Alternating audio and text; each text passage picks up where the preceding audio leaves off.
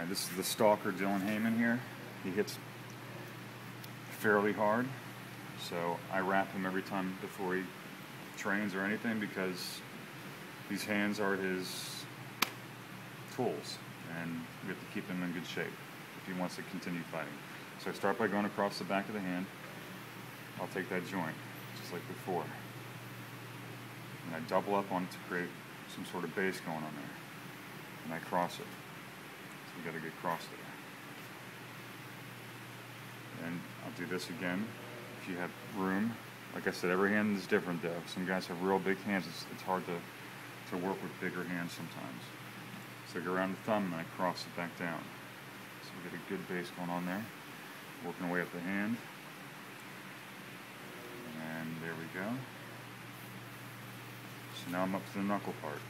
So we have good cross lines all the way up. This one's going to be a little bit different. I'll wrap across the knuckles to tie it all in. And then I overlap it just a little bit. This is just personal preference. There's a little overlap right there. So now it's further down on the knuckles. It's almost to this part of his hand here, or his fingers. And this is fine because we're going to tie it all in. It's going to shoot back a little bit when we tie it all in. Okay, so when we get to this point, I just start to lay it. How many? As many as you can go.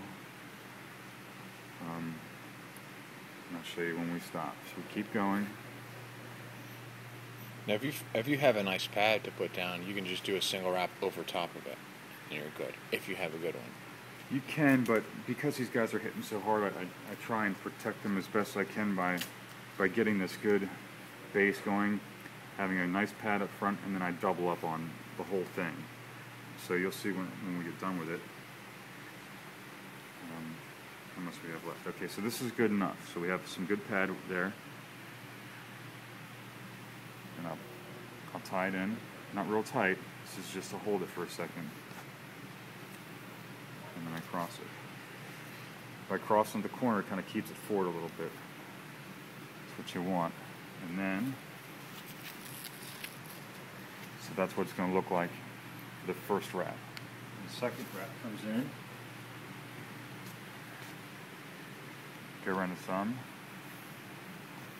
And we kind of basically do the same thing we did before, basically.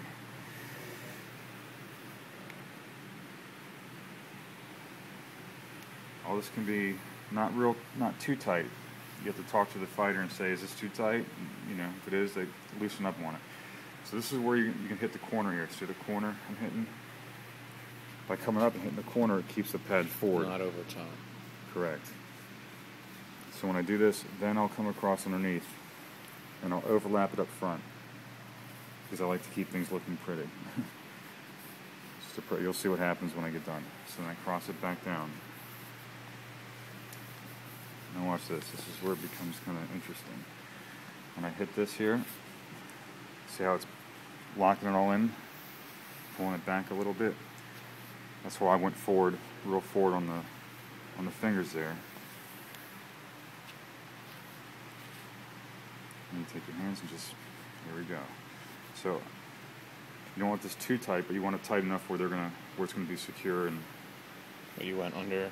Yep, same way. So the last one I do, go under and just go back towards. And go back, yeah, underneath. And you do it real lightly. You don't yank it over. You just go this way. And cross it across the top of the knuckles. You see how overlapping, when I overlap that one, now it all looks real nice. Yeah. So after I cross over top like this, I go underneath all the way to the side. And I take that corner again to keep it forward. What do you mean, the corner? I go across the corner, I hunker down on that so to keep it real forward. Okay. You go across the thumb, not too heavy on it. And then we take the wrist. Got that? So we took the wrist here. I'm coming across, and I'm crossing again. By crossing it like this, it keeps that pad forward and it keeps the pressure on the back of the hand so it doesn't break. That's where you get this boxer's breaks like this. Because these bones get pushed back and your hand breaks back here. So hopefully this will keep from happening. If you have enough wrap, you can hit this again. See, I went across it again. These are 180s, by the way? Yeah, these are 180s. This one may be a little bit longer than 180. This is a nice wrap. A little bit older, but it's nice, so we keep it. So there's my good cross going on. So go back down here. I got a little left. So I hit the wrist, that joint back there. Cross it again up front.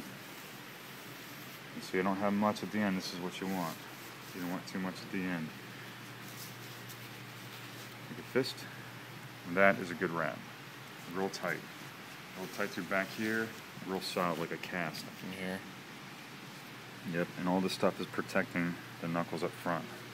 A lot of coaches, they see the pad and they just think you need it on the hand. Well, they end up putting it on the back of the hand. That's where the pad goes. The pad needs to go up front, and then you got to tie it in. So that's a good wrap. Okay.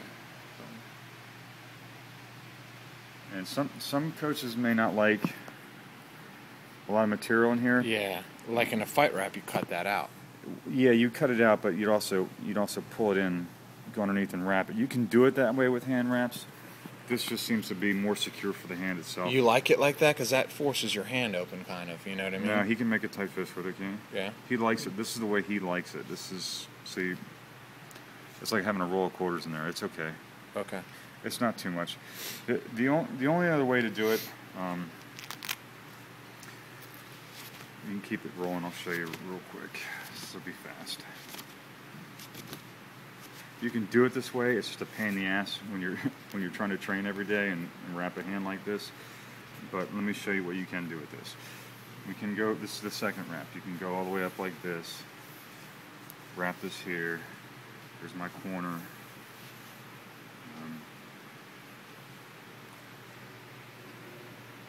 Yeah, here's my corner.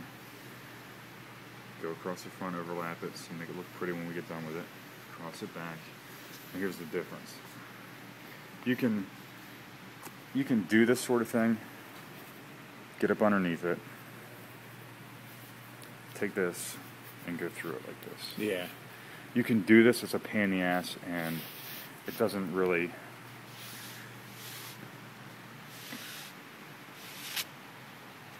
Just to see how that works. I got you. But then you don't know like what side's up on everything. It's kind of weird. Yeah. But then you can go back with it again. So now you got a good pull in the front.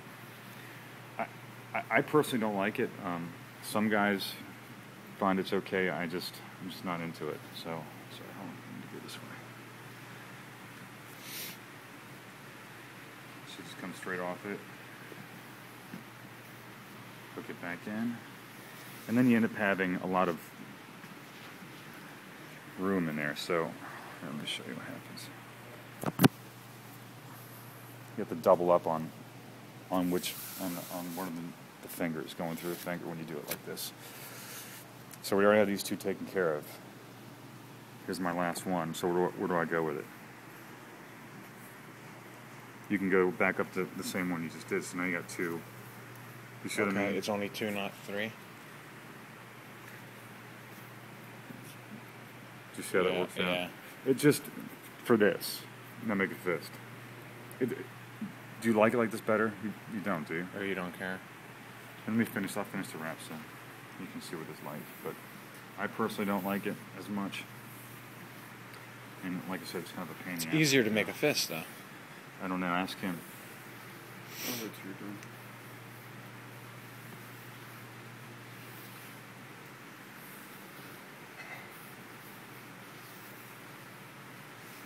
So it worked out okay. Make a fist. Didn't really help that much. No.